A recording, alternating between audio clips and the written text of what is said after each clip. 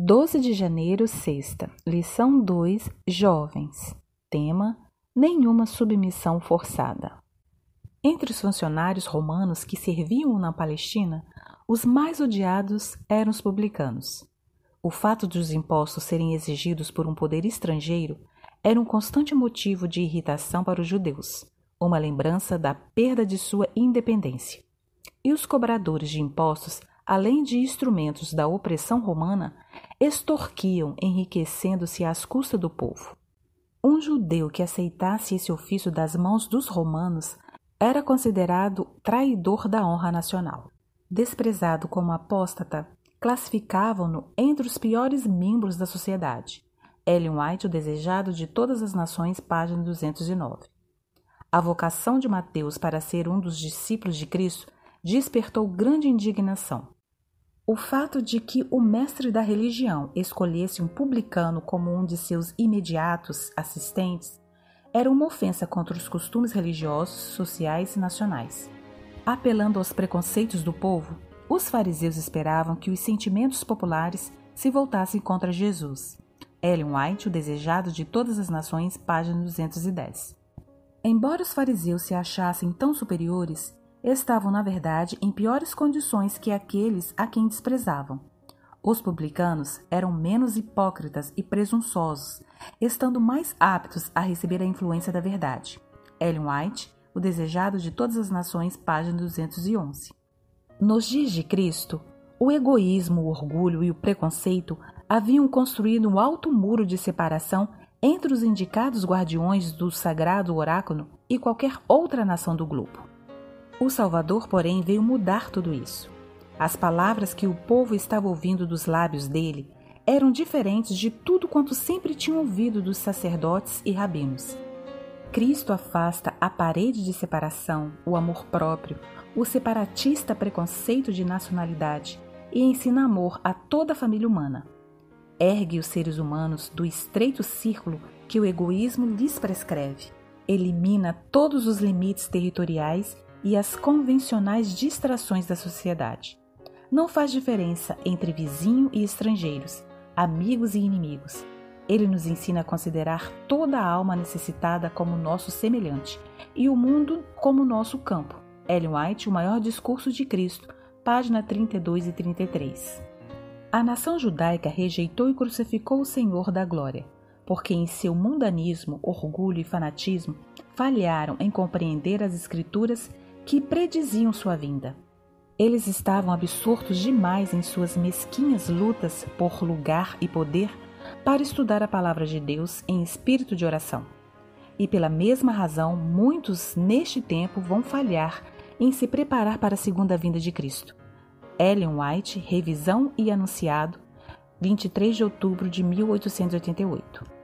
Os escribas e fariseus haviam se separado de Deus por seu orgulho nacional.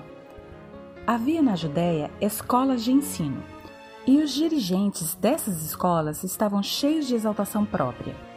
Eles pensavam que tinham toda a luz que já havia sido dada ao mundo. Esperavam que o Messias viesse como um príncipe terrestre para exaltar a nação judaica acima de todas as outras nações da terra. À medida que sua autoconfiança aumentava, a dependência de Deus diminuía. Eles seguiam seus próprios caminhos e estavam cheios de autossuficiência e justiça própria. Ellen White, Revisão e Anunciado, 2 de abril de 1901. Uma pátria diferente. Pois a nossa cidade está nos céus, de onde também aguardamos o Salvador, o Senhor Jesus Cristo. Filipenses 3, verso 20. Durante minha formação ministerial, tive a oportunidade de estagiar em uma igreja em Bronx, em Nova York, a Igreja Espanhola Emanuel.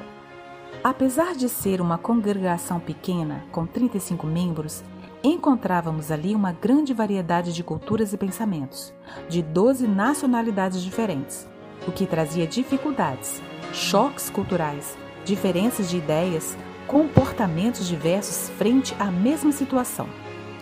Tudo isso ocasionou divisão e separação. Entretanto, por conta do poder do Evangelho, terminamos por nos unir para o avanço da obra a despeito das diferenças culturais. Em um mundo polarizado, somos tentados a escolher um lado, e normalmente com base em nossos princípios, valores, lembranças e costumes. Optamos pelo que nos parece mais conveniente. Assim, por muitas vezes, nos tornamos militantes de uma causa ou bandeira.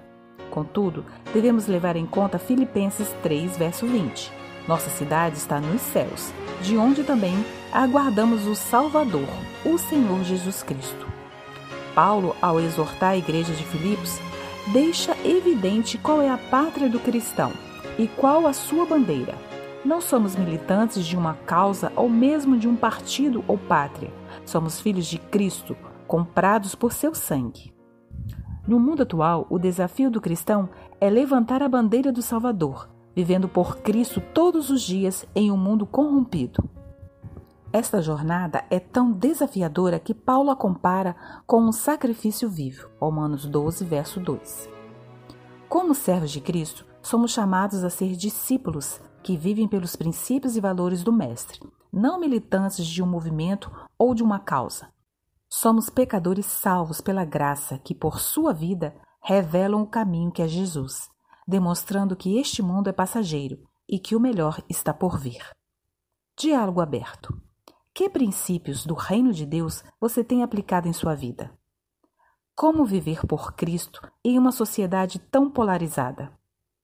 Como você pode ser o sal da terra na sua comunidade? Bem, amanhã tem mais, fim da lição. Bom dia e feliz sábado!